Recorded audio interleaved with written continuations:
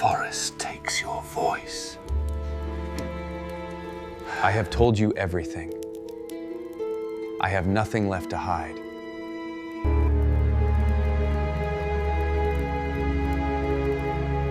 The snow had been falling for 3 days without mercy. Father Matteo Alvaris pulled his worn travel cloak tighter against his chest, his thin fingers barely managing to grip the coarse wool as another gust swept down from the peaks of the Carpathian ridgeline. The mountains here had no names on any map he had ever copied in the monastery's scriptorium. They existed only in whispered warnings, in the tight lips of innkeepers who refused to look you in the eye when you mentioned the eastern passes. He had been walking since before dawn, and the light was already fading again. Matteo adjusted his small round spectacles with a trembling hand, the cold metal of the frames biting against the bridge of his nose. Through the cracked lenses, the forest ahead looked like a painting smeared by rain, dark pine trunks standing in uneven rows, their branches sagging under the weight of fresh snow, the path between them narrow as a confession whispered in shame. His boots were soaked through. His feet had stopped hurting 2 hours ago, which he recognized as a far worse sign. In the satchel over his shoulder, wrapped in oilcloth against the weather, were 3 handwritten theological manuscripts, a torn fragment of a psalter he had refused to leave behind, and the last of his dried bread, a heel no larger than his fist that he was saving for an emergency. His fingers touched the silver cross at his chest out of habit, more reflex than prayer. He was no longer sure what prayers were worth. 3 weeks had passed since the night he had fled the monastery of Sant'Agostino in the foothills of northern Italy. The trial had lasted 4 days. He had stood before the Inquisitor's table, a long oak surface polished to a cold shine, reflecting the candlelight like a mirror of judgment, and answered every question with honesty. That had been his first mistake. The second had been believing that honesty would be enough.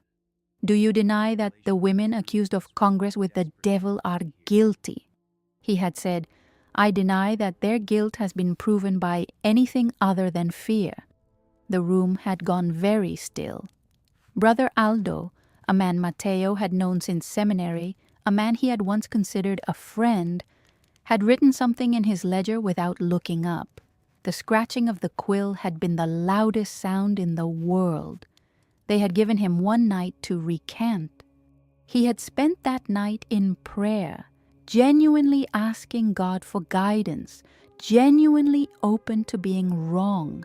But when he imagined the faces of the women, the miller's wife with her terrified children clinging to her skirts, the old herbalist who had done nothing more threatening than know the names of plants, recanting felt less like humility and more like cowardice dressed in the language of faith. He had fled before dawn. He had taken nothing he did not need. That had been 21 days ago. Matteo paused at the tree line and looked back at the world he had come from, at the white emptiness of the mountain slope behind him, the tracks of his own boots already half swallowed by fresh snow. By morning, there would be no trace that he had ever passed this way. He found he did not know whether to be comforted or frightened by that thought. He turned back toward the forest. The trees closed around him almost immediately, the canopy above dense enough that the snowfall lessened and the air grew still. The silence was not peaceful. It was the silence of a place that was listening. Pine needles carpeted the ground in frozen layers, and the branches on either side were so thick with ice that they looked like the arms of petrified giants reaching across the path. He had heard the warnings in the last village, a cluster of 8 stone houses huddled together at the foot of the pass, as if trying to keep each other warm. An old woman sitting outside a doorway, despite the cold, had watched him with eyes so pale they seemed colorless. and when he had asked about the eastern road, she had said nothing. She had only pointed upward, toward the mountains, and then drawn her shawl across her face. A younger man at the tavern had been more forthcoming, though his voice had dropped to barely above a murmur. He spoke of a valley beyond the eastern peaks where no priest had ever returned from. He spoke of lights seen moving between the trees on moonless nights, not torchlight, he insisted, but something colder. He spoke of travelers who entered the forest and were found days later at the edge of the woods, sitting against a tree, pale and hollow-eyed, unable to speak about what they had seen. Some recovered in time. Others never spoke another intelligible word for the rest of their lives. "The forest takes your voice," the man had said, "when you have seen things your mind cannot hold." Matteo had thanked him for the warning and taken the eastern road anyway. There was nowhere else to go. The church's reach extended west, south, and north. The only direction they had not yet sealed was the one nobody wanted. He walked for another hour before his legs betrayed him. It happened without drama. Not a fall, but a slow surrender, his knees simply refusing to carry him any farther. He sat down against the base of a large pine tree, its roots raised above the frozen earth like carved furniture, and rested his back against the bark. He removed his spectacles, cleaned the lenses against the inside of his cloak, a pointless gesture in this darkness, and replaced them. The forest around him was absolutely, profoundly silent. No wind, no animal sounds, not even the creak of branches that usually filled winter forests at night. Just the white breath rising from his lips and the distant faint shimmer of something he first mistook for starlight filtering through the canopy. He blinked. The shimmer was not above him. It was ahead, at ground level, moving slowly between the trunks in a pattern too deliberate to be natural. Crimson light, not the warm orange of a torch or the yellow flicker of a lantern, but a deep, saturated red, like embers seen through dark glass. Matteo reached instinctively for his silver cross. The lights stopped moving. There was a long moment in which the forest held its breath. Then the lights began moving again, this time toward him. He tried to stand, his legs refused. He pressed his back harder against the pine bark and forced himself to breathe slowly, to observe, to think with the trained theological discipline that had once been his greatest strength. He counted the lights. 4, 6, 8. They were evenly spaced, moving at the same pace, arranged in a formation too organized to be anything wandering. They were not lights. As they drew closer, close enough that the pale glow they cast began to illuminate the snow between the trees, Matteo understood that what he had taken for separate lights were pairs, eyes, each pair belonging to a figure in dark clothing, moving with a silence that no human step could achieve. The snow did not crunch beneath them. The branches did not shift as they passed. They surrounded him with the unhurried efficiency of something that had done this before. The closest figure crouched to his eye level. Female, young-seeming with high cheekbones and hair braided in a style he did not recognize, darker than the night around her, threaded with something that caught the cold light and gleamed faintly silver. Her eyes, up close, were not monstrous. They were simply wrong, too bright, too steady, without the small, involuntary movements of a human gaze. She studied him for a moment, the way one might study a peculiar stone found on a riverbank. Then she straightened, turned to the figures behind her, and said something in a language Matteo did not recognize, older than Latin, structured differently, with consonants that seemed to have no Western equivalent.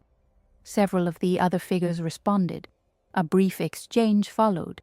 He caught no meaning, but he recognized the cadence of a decision being made. The first figure turned back to him. "You are not a hunter," she said, in Latin, with an accent that pressed each word flat and precise, like a stamp against the wax. It was not a question. Matteo stared at her. "I am a priest," he answered, and immediately realized how absurd that sounded in present circumstances. Something crossed her face that might, in a different context, have been amusement. "A priest," she repeated as if tasting the word. "Alone, wounded, half frozen." She glanced at the silver cross at his throat. "And carrying the symbol of those who hunt us." "I hunt no one," Matteo said. "I am the one being hunted." Another silence. The forest remained absolutely still around them. The figure exchanged one more brief word with her companions, then looked back at him with those impossibly steady eyes. "Then you will come with us," she said. "The queen will decide what you are." Before Matteo could respond, darkness folded around the edges of his vision. Exhaustion, blood loss from the cut on his side that he had been pretending wasn't serious, and 3 weeks of a body pushed past its limits, finally collecting their debt all at once. His spectacles slipped sideways as his head dropped.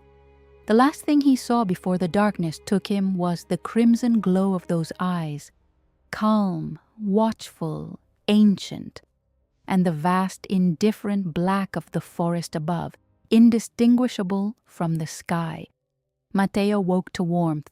That was the first and most disorienting thing, the warmth.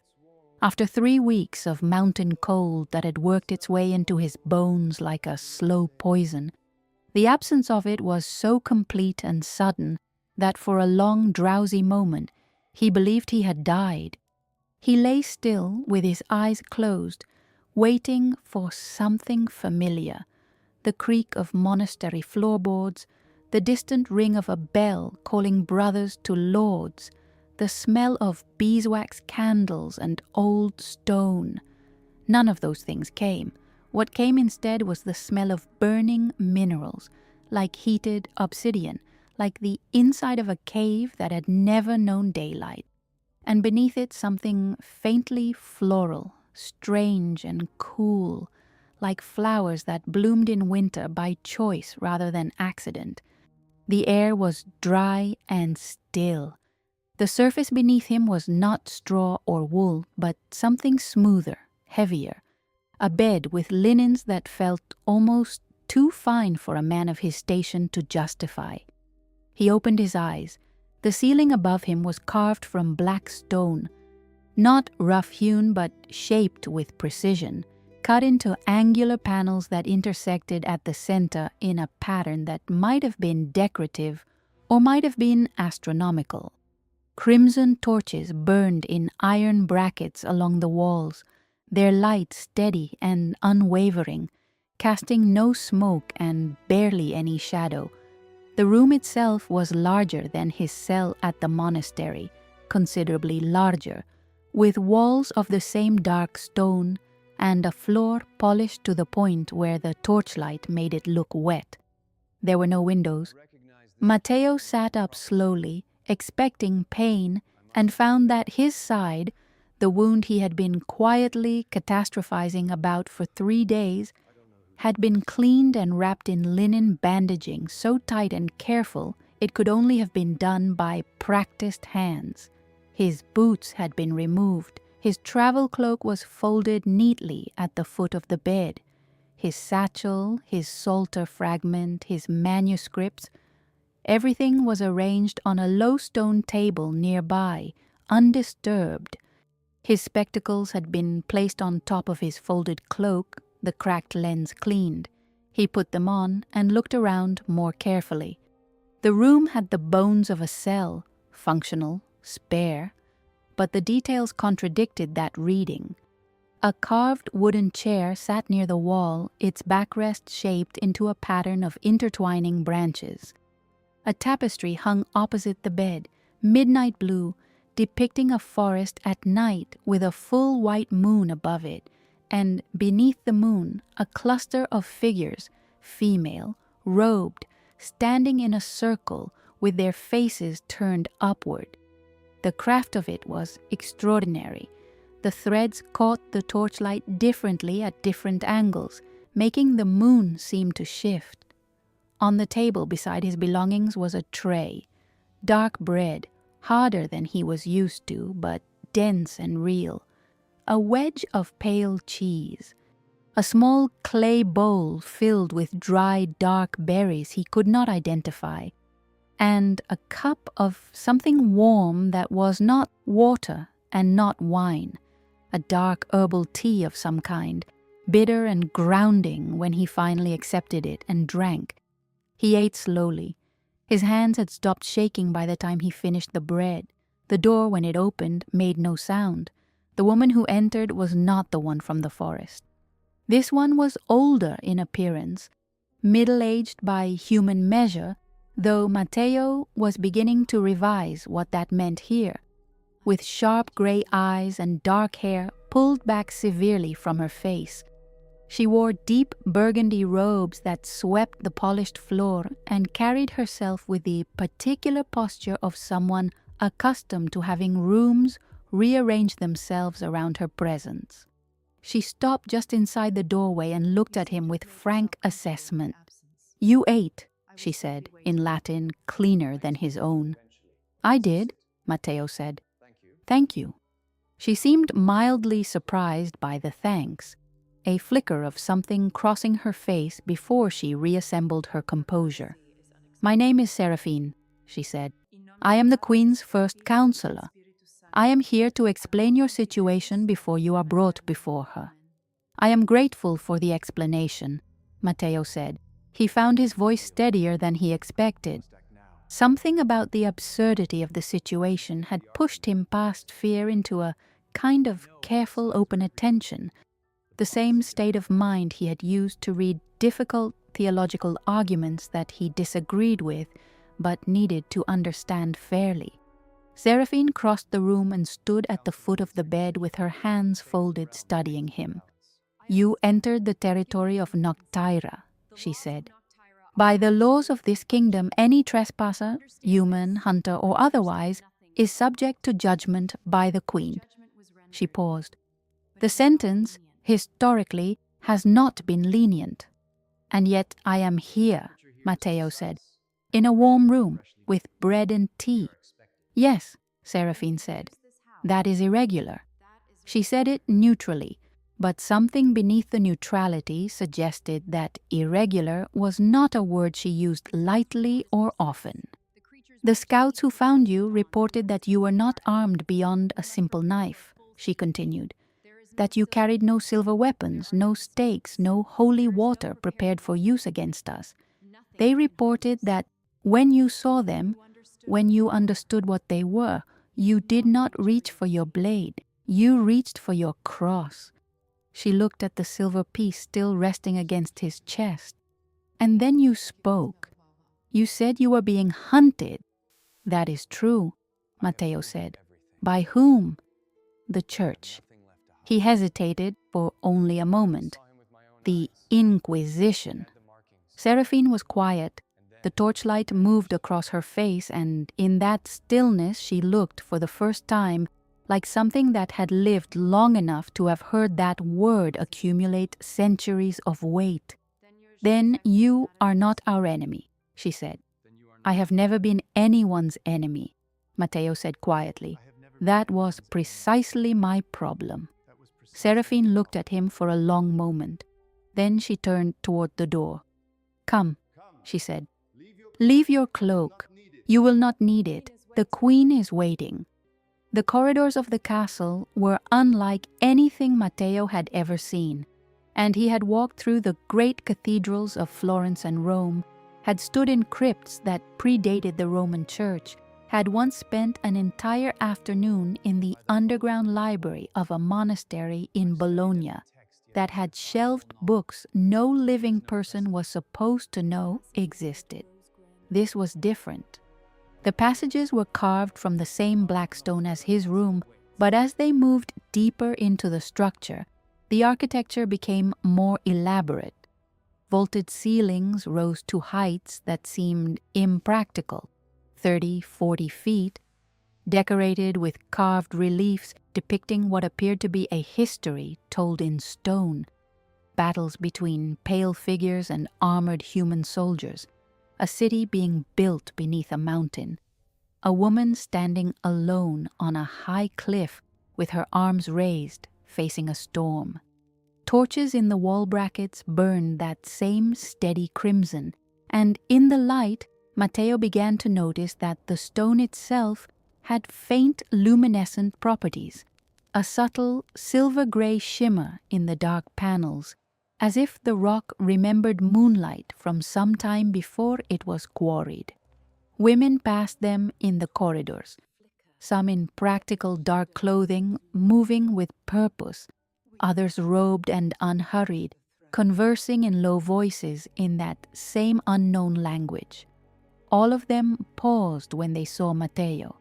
The glances ranged from cold to curious to something he could only describe as cautious, the way you might regard an animal you recognized as harmless but had never seen in this particular context before.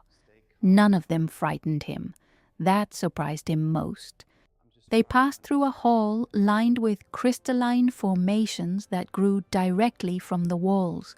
Formations he could not explain, translucent and branching like frozen lightning, casting prismatic patterns across the floor as the torchlight moved through them.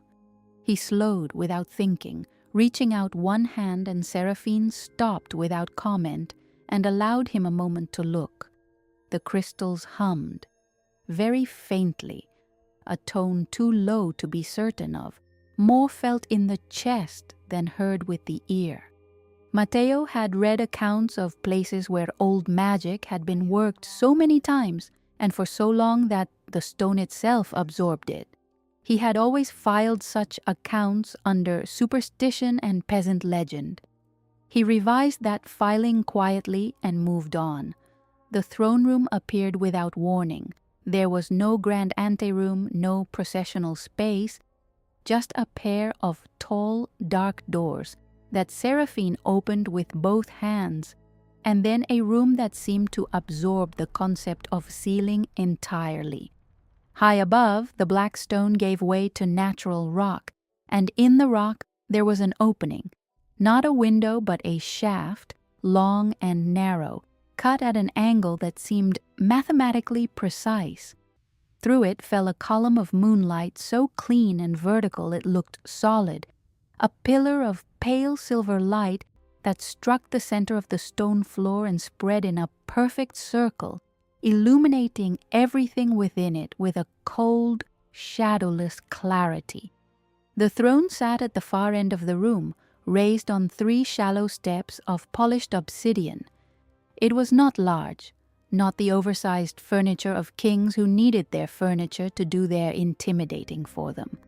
It was proportional, elegant, carved from stone the color of deep water, and shaped with the restrained precision of something built to last beyond the concept of centuries. The woman seated in it was looking at him. Matteo had prepared himself, or believed he had, for something fearsome. The creature of every theological text and parish warning, the image that had haunted the borders of illustrated manuscripts since before his grandfather's time. Cold, monstrous, a corruption of the human form. What he found instead was a woman of devastating, absolute stillness. Queen Romena Divana sat with the unhurried composure of someone for whom the concept of urgency had become philosophically irrelevant, someone who had simply outlived it. Her white hair fell past her shoulders in a river of silver-pale silk, framing a face of such precise, symmetrical beauty that it registered less as attractiveness and more as mathematics. the kind of proportion that existed before human standards of beauty had been invented, because it had helped define them. Her eyes, when they settled on him, were deep red, not the aggressive crimson of the torches, something quieter. Garnet in still water, old fire contained. She wore no expression he could easily name. She studied him for a long moment across the shaft of moonlight between them. When she spoke, her voice was exactly what Seraphine's was not, unhurried, melodic, carrying the particular weight of someone who had learned that words lasted longer than the intentions behind them and had chosen each one accordingly. "Sit down, Father Alvaris," she said. "You are going to tell me everything." And for reasons he could not entirely explain to himself, reasons that had something to do with the tone, and something to do with the moonlight, and something to do with the fact that she had said Father without contempt or irony, he sat down, and he began to speak. The conversation lasted until the moon moved past the shaft in the ceiling, and the throne room fell back into torchlight. Matteo had not intended to tell her everything. He had intended to be careful, to offer enough truth to explain his presence without surrendering the details that felt too raw, too recent, too close to the open wound of what the last 3 weeks had cost him. He was a trained theologian. He knew how to construct an argument that revealed only what served its purpose. But Queen Romena Divana asked questions the way a river moved around stone, not forcefully, not with the aggressive probing of an inquisitor, but with a patient, directional persistence that simply went around every surface he offered and found the edges underneath. She asked about the monastery first, then about the trial, then, with a shift so gradual he almost didn't notice it, about what he had believed before the trial and what he believed now, and whether he understood the difference between those two things. He found himself talking about Brother Aldo, the quill scratching in the ledger. He had not spoken that detail aloud to anyone. When he finished, the Queen was quiet for a long moment. She had not moved in the conventional sense throughout the entire conversation. No shifting of posture, no unconscious gestures, none of the small, involuntary movements that filled human stillness with evidence of life. And yet she did not feel absent. She felt, if anything, more present than most people he had ever spoken with. A quality of attention so complete and undiluted it was almost uncomfortable, like standing very close to a candle in a dark room. "You defended people you did not know," she said finally, not a question. "I knew them well enough," Matteo said. "They were frightened, that was sufficient." "And you believed your institution would protect you for doing so?" He was quiet for a moment. "I believed it should." "That," Romena Divana said, with the faintest movement at the corner of her mouth that was not quite a smile and not quite sorrow, "is the particular tragedy of faith in human structures. The belief that what should be and what is occupy the same space." Matteo looked at her. "You speak as someone with experience of that tragedy." "I speak as someone who has watched it repeat itself," she said. "For 600 years, the mechanisms change. The tragedy does not." Seraphine, who had remained standing near the door throughout, silent as furniture, made a small sound. Not a word, just an acknowledgement. Romena glanced at her briefly, and something passed between them that Matteo could not read. "You will remain in Noctyra," the Queen said. It was not phrased as a command, precisely, but it was not a request either. It occupied a grammatical space somewhere between the two, the tone of someone stating an outcome they have already decided is correct. Not as a prisoner, as a guest. The distinction carries real meaning here. And if I wish to leave? Matteo asked. You are welcome to, she said. The pass you entered by remains open. You would be returned to the forest edge with provisions and without harm. She held his gaze steadily. You would also be returned to a world that is actively hunting you in winter, alone, with a wound that has not yet fully closed. I am not preventing your departure. I am simply noting what it means. Matteo considered this with the seriousness it deserved. Then I accept your hospitality, he said. With gratitude. Good, Romena said. And then, for the first time since he had entered the throne room, she rose from the chair. She was taller than he had registered from a distance, nearly his own height. And the way she moved across the throne room floor was genuinely difficult to look at directly, not because it was threatening, but because it was too precise. Every motion landed exactly where it was intended.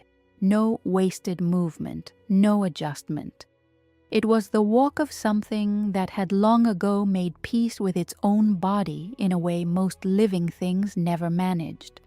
She stopped at the edge of the moonlight shaft where the silver column met the stone floor in its perfect circle and looked down at it.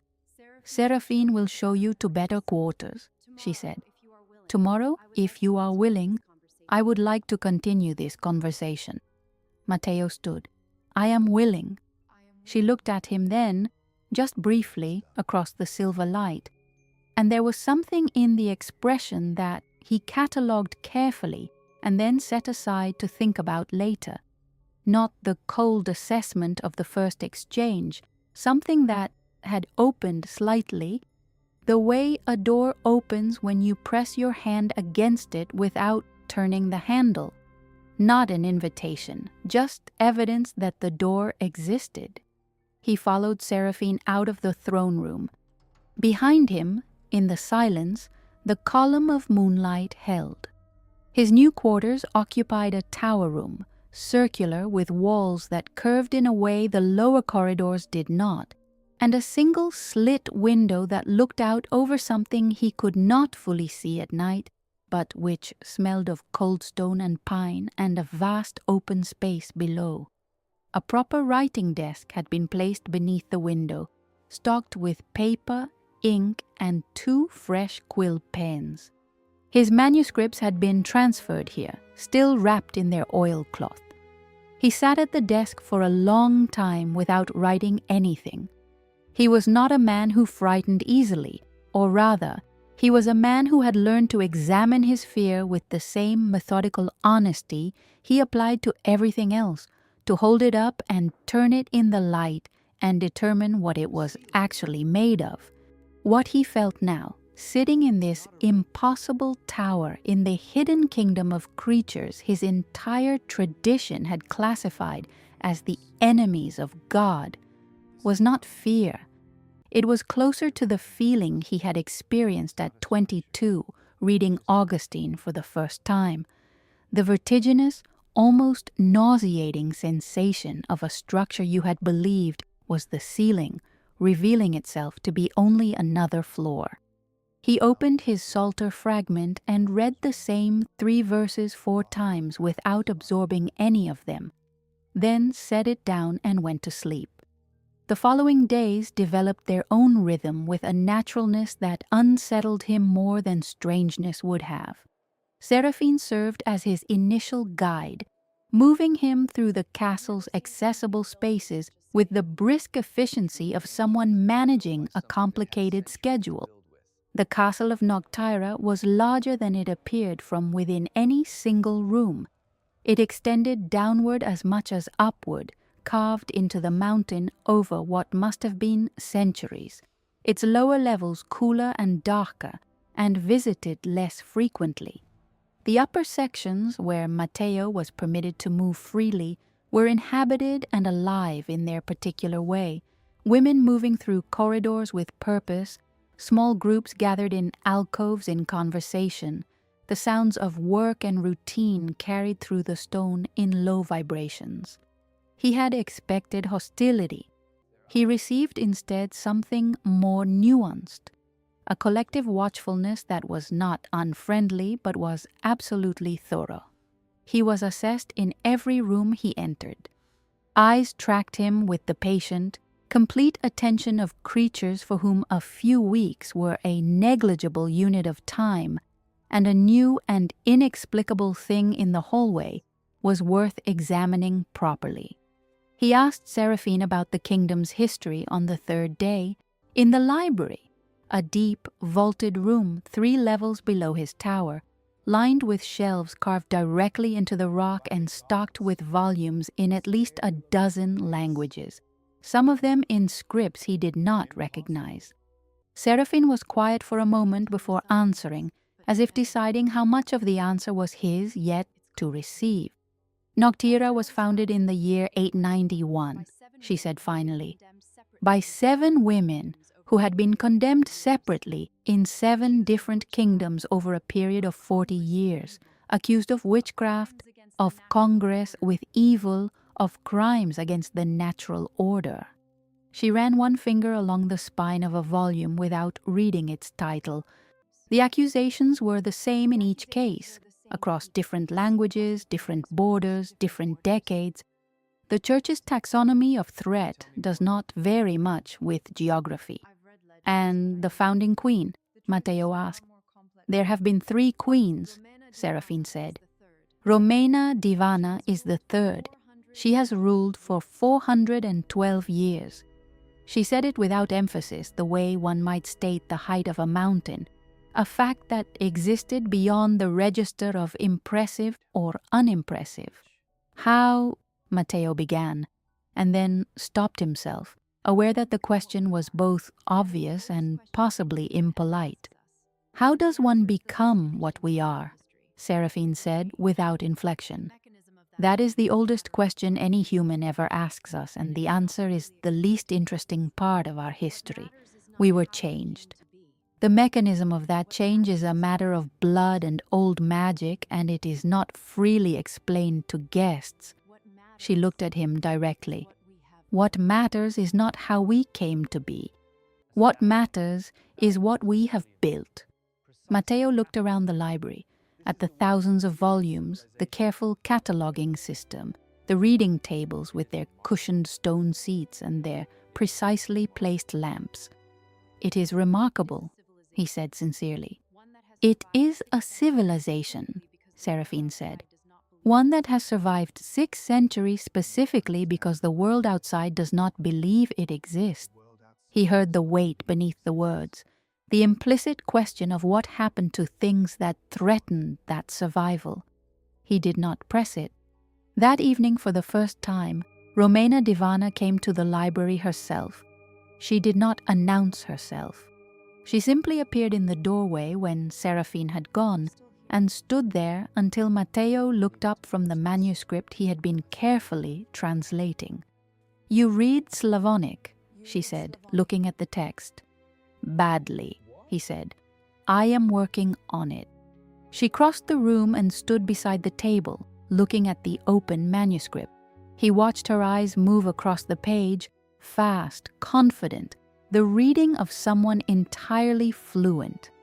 "You have the grammar of the verb forms wrong," she said, without criticism. She reached past him, not over him, but past him, close enough that he registered the absence of warmth that should have accompanied the nearness of a person, and pointed at the 3rd line. This construction is not future tense. It is a conditional. What shall have been lost, not what will be lost. The distinction changes the passage entirely. Matteo looked at the line, then at his own translation notes, then back at the line. "You are correct," he said. She straightened and looked at him with that expression he still could not entirely categorize, the one that lived between assessment and something less guarded. "I know," she said, but she did not say it unkindly. She sat down in the chair across the table from him, and they worked through the manuscript together for 2 hours. She corrected his grammar 4 more times. He pointed out, once, a reference she had misattributed to a secondary source When the original was in a Roman chronicle, he had copied himself years earlier, and she looked at him with an expression that was unmistakably surprised. "You remember it precisely?" she asked. "I copied manuscripts for 11 years, Matteo said. "The hand remembers what the mind has forgotten." She was quiet for a moment. Then she said with a careful lightness that he recognized as covering something more deliberate, "Then you are more useful than I initially estimated." He smiled before he could stop himself. She noticed, he saw her notice, the slight shift of attention, the smallest recalibration of her expression, a fraction of a second where the composure was not broken but was acknowledged as a choice rather than a default. Outside the library, deep in the mountain, something made a sound like wind through a long stone corridor. Neither of them moved to investigate it. The candle between them burned down by half before either of them spoke again. The hunters arrived on a Tuesday. Matteo knew it was Tuesday because he had been keeping a careful record of days in the margins of his personal manuscript. Small marks, one per morning. Since the second week of his stay in Noctyra, he had been in the kingdom for 31 days when Seraphine appeared at the door of the library before dawn, without her usual composure entirely intact, and told him that 3 companies of armed men had been seen moving through the eastern pass. He set down his quill. "How many?" he asked. 47, she said, armed with silver, carrying documentation bearing the seal of the Holy Office. She paused. "They are not here for a routine patrol. Someone told them where to look." Matteo thought immediately of the village at the foot of the pass. The pale-eyed old woman, the man at the tavern who had spoken too freely, the tracks in the snow he had watched disappear behind him and believed meant safety. He thought of how the church gathered information, not through divine inspiration, but through the patient, methodical cultivation of fear in the people nearest to what it wanted to find. "They followed me," he said. Seraphine did not deny it. "Then this is my fault," he said. "It is the fault of the men carrying the silver," Seraphine said, with a precision that was almost gentle. "Come. The queen is convening the full court." The great hall of Noctyra was a room Matteo had not yet entered, larger than the throne room, wide enough that the far wall existed in shadow even with every torch lit, its ceiling lost somewhere above in carved darkness. When he arrived with Seraphine, it was already full. Every senior member of the court was present, perhaps 60 women, ranging in apparent age from young to ancient, all of them still in the particular way of creatures who had learned to conserve motion as a form of power. The air in the room had the quality of a storm that had not yet decided to break. Romena Divana stood at the center. She was not seated.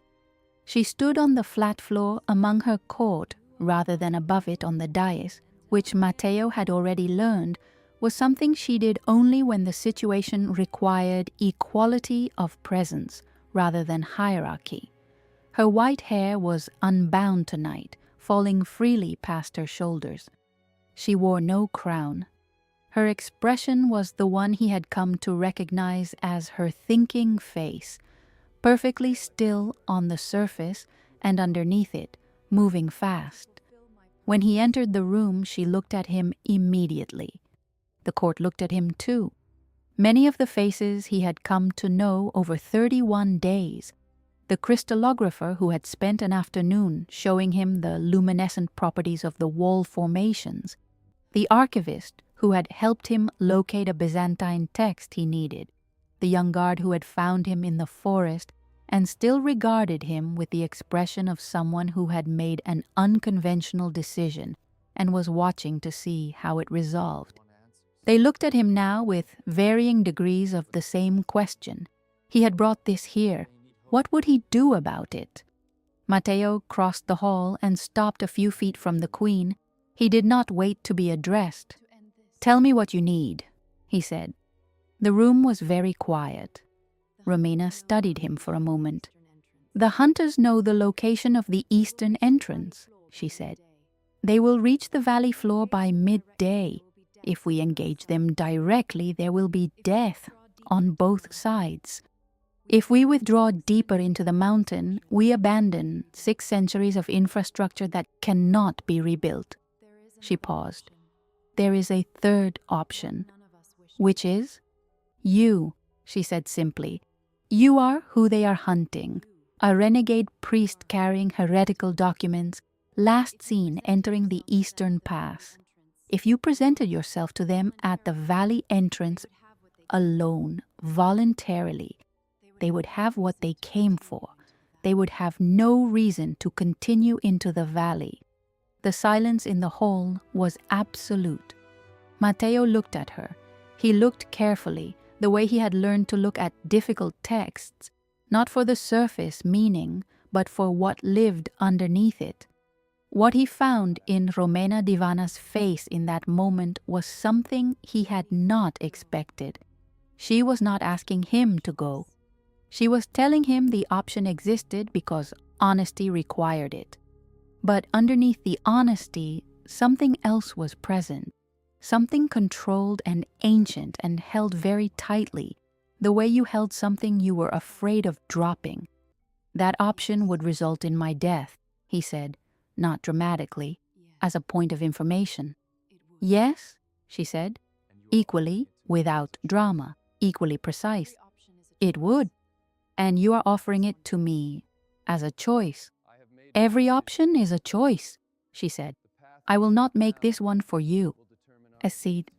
Matteo turned and looked at the room, at the faces of 60 women who had built a civilization in secret in the bones of a mountain, who had survived 6 centuries of a world that would have destroyed them if it had known they existed, who had, over 31 days, shown him nothing crueler than a corrected translation, and nothing less than the particular dignity of people who had learned to need very little from the world outside. He turned back to Romena. "There is a 4th option," he said. She waited. "I go to them," he said. "Not to surrender, to negotiate." He removed his spectacles, cleaned the lenses against his habit, the old reflex, and replaced them. "I am still a priest of the Roman Church, whatever charges they carry against me. I know the men who lead these operations.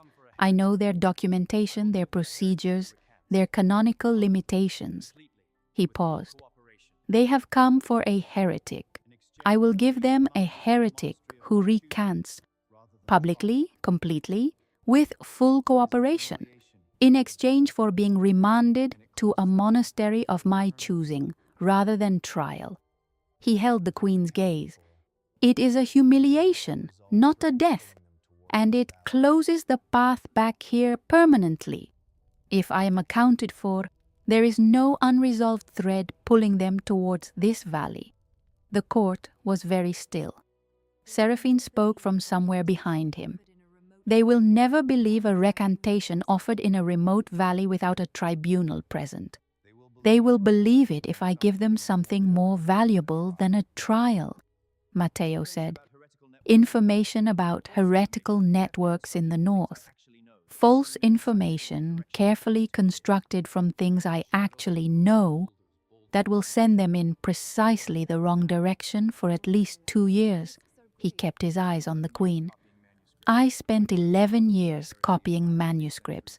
I know every documented heresy of the last 3 centuries and every name attached to movements that no longer exist. I can build them a labyrinth they will spend years walking through." A long silence. "You would be watched for the rest of your life," Romena said. "Confined, suspected." "I am a priest who questioned the Inquisition," Matteo said. "I was always going to be watched for the rest of my life." He paused. "This way, the rest of my life continues." Another silence, longer, different in quality. the kind of silence that was not empty, but full. Then Romena said quietly, "Leave us." The court moved without hesitation. In less than a minute, the great hall held only the two of them and the burning torches and the particular weight of the morning pressing through the stone above. Romena walked to the long window at the far end of the hall, not a true window, but a gap in the rock face that looked out over the valley, still dark in the hour before dawn. She stood with her back to him, and for the first time since he had known her, her posture was not perfectly composed. It was not broken either. It was the posture of someone carrying something they had chosen not to set down. Matteo walked to the window and stood beside her. Below, the valley was a black basin edged with the white lines of snow on rock. At the far end, just visible at the eastern pass, the first faint orange sparks of torch flames moved in the darkness. 47 men who had followed a thread of rumor across a mountain to do the work of an institution that had spent 6 centuries being afraid of the wrong things. 31 days, Romena said. Yes, Matteo said. It is not a long time. She said it to the window. No, he agreed.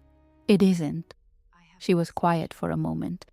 When she spoke again, her voice had the quality he had learned to listen for, the slight shift in cadence that meant she was speaking without the customary layer of governance over the words.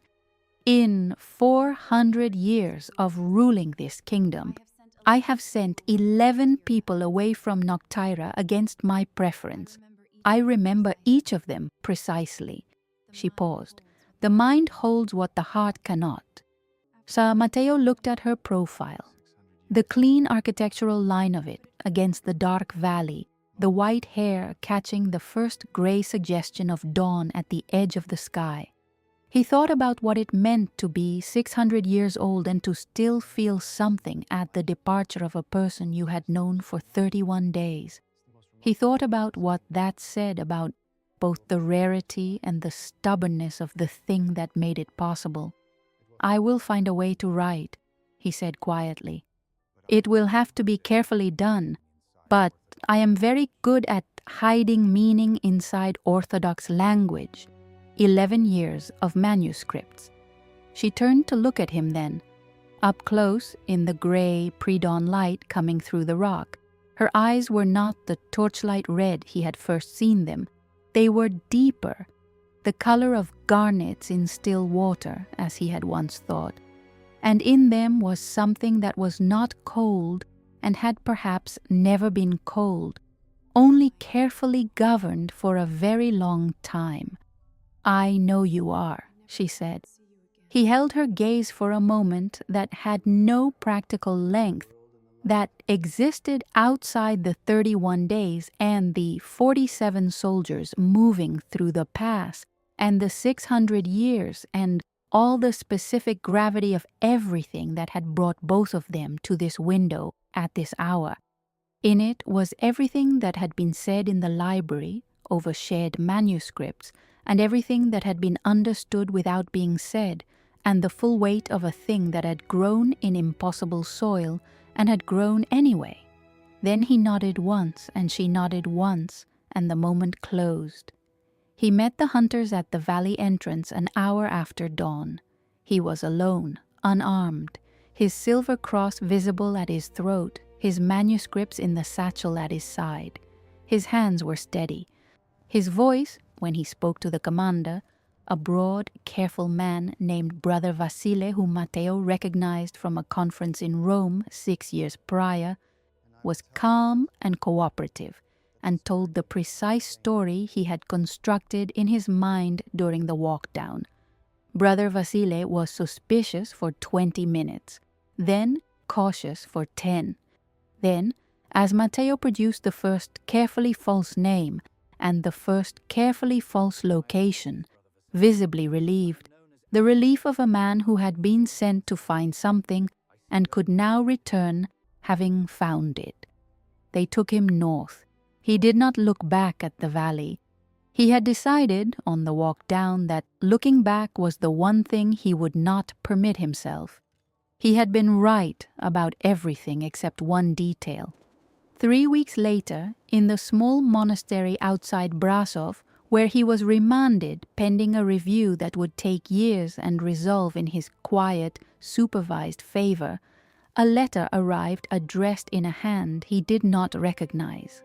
The script was dense and formal, discussing at length a theological argument about the nature of immortal souls, the kind of letter a penitent scholar might reasonably receive. The argument itself was unremarkable. The hidden text, readable only if you knew to look at the first letter of every 7th word, said this: "The crystals in the lower hall still hum at the same tone. Seraphine has catalogued your manuscripts. I read your Psalter fragment. The conditional tense, not the future. What shall have been, not what will be. You were right about the passage.